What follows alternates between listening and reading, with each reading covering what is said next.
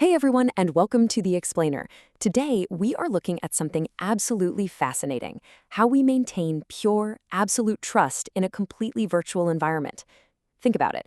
Every single time you sign a contract online or make a bank transfer, there's this hidden, almost magical mathematical process happening entirely in the background. So, we're going to unpack that invisible cryptographic machinery that literally keeps our entire digital world secure. Okay, let's dive into this. Here is our roadmap to break this complex cryptography down into bite-sized pieces. First, the digital trust problem. Second, defining digital signatures. Third, the core cryptography. Fourth, the verification process. And finally, digital certificates. All right, starting things off with Section 1, the digital trust problem. Now, you might be wondering, why do we even need this? Well, the internet at its core is inherently insecure. I want you to imagine it kind of like a giant open postal system where literally anyone can intercept and read the postcards you send. Writing "I love you" on a postcard, totally fine. But writing out your social security number and your banking details? Yeah, not so much. When you send a highly sensitive document online, how can you absolutely prove who sent it? And for that matter, how do you prove some hacker didn't secretly alter your account numbers while it was in transit? A digital signature is the exact mathematical answer to that problem, and it gives us three absolute cryptographic guarantees. First up is authenticity, meaning it confirms the exact identity of the signer. Second is integrity, ensuring the content hasn't been altered by even a single letter during transmission. And third, this one's huge, non-repudiation. Basically, this means the sender cannot later turn around and claim, "Hey, I never signed that." Because of the incredibly unique math involved, denying you sent it is, well, mathematically impossible. Let's move on to Section 2, actually defining digital signatures. Now, what's really interesting here is that people constantly confuse these two terms. An electronic signature is really just a broad, generic term. It could be typing your name at the bottom of an email, checking a little "I agree" box, or just pasting a scanned image of your handwritten signature into a PDF. Those are super easily copied and offer very, very low security. A digital signature, on the other hand, is a specific cryptographic technique. It relies on intense, complex math and key pairs to provide extremely high security for legally sensitive documents. So they are completely different beasts. To really understand how digital signatures work, we've got to grasp two key concepts. The first is hashing.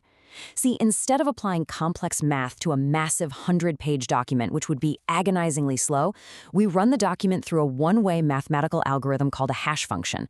This spits out a tiny, fixed-length value called a message digest. You can think of this digest as a totally unique digital fingerprint of your document. If you go in and change even one single comma in that document, the resulting fingerprint changes completely. It's really that sensitive. The second concept we need is asymmetric encryption. Instead of using just one password to lock and unlock something, this system uses a pair of mathematically linked keys. You have a private key that you literally guard with your life and keep absolutely secret, and then you have a public key that you share with the entire world. Think of it like a very special magical padlock. Whatever your private key locks, only your public key can unlock. Which brings us nicely to Section 3, the core cryptography and the sender process. Let's see how this actually plays out. Okay, here is the exact step-by-step process. Step 1, the sender's computer calculates that unique digital fingerprint, the hash digest of the message. Step 2, the sender takes that tiny hash digest and encrypts it using their own secret private key. So, the crucial point to remember here is that the sender encrypts the hash exclusively with their private key. That exact moment right there, that is when the digital signature is born. Finally, step 3, the sender transmits the plain, unencrypted message along with this brand new digital signature over the internet to the receiver. All right, flipping to the other side. In Section 4, the verification process. Pay really close attention to this sequence because this is the real magic trick. When the receiver gets the package, they first take that digital signature and decrypt it using the sender's public key. Remember the padlock analogy? If it successfully decrypts with the public key, it absolutely 100% had to be locked by the sender's private key. Doing this reveals the original hash digest sent by the sender. Next up, the receiver takes the plain text message they got and runs it through the exact same hash function themselves to create a fresh, independent hash. Finally, they compare those two hashes side by side. And this brilliantly illustrates the sheer power of cryptography. If the hash digest that was unlocked from the signature perfectly matches the fresh hash the receiver just created, boom, the signature is 100% valid. It proves authenticity because only the sender's private key could have created it. And it proves integrity because the document's fingerprint hasn't changed at all. But if there is a mismatch, even by a single, tiny character, the receiver instantly knows the message was tampered with during transit, and they drop it immediately. No trust, no deal. Almost at the finish line, Section 5, Digital Certificates and Trust. So, let me pose a pretty vital question to you. How do we actually know that the public key we're using to verify the signature genuinely belongs to the sender we think it does? A clever hacker could easily just generate their own pair of keys, intercept your communication, and hand you their fake public key while pretending to be your bank. If you use their key, sure, the math will work out fine, but you'll be verifying a message from a hacker. That's a major problem. To solve this massive loophole, we use a digital certificate. This is basically an electronic document issued by a highly trusted third party known as a certificate authority, or CA. The CA physically or legally verifies who you are in the real world and then issues a certificate that technically binds your real-world identity to your public key. It acts exactly like a verified digital ID card for your public key, giving you total peace of mind that you're communicating with the right person. Let's see how this builds a complete, bulletproof system of trust. Think of them as a team. A digital signature focuses entirely on the message itself. It's generated by the sender using their private key to verify integrity and authenticity. Meanwhile, a digital certificate focuses on the identity.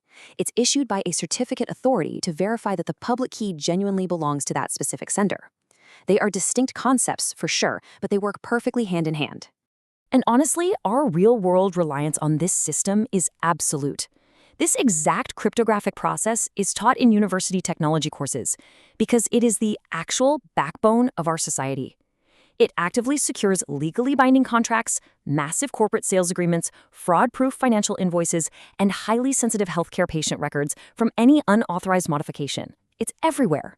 As our source material perfectly summarizes, digital signatures and certificates are fundamental technologies used to ensure security, authenticity, and trust in online communication.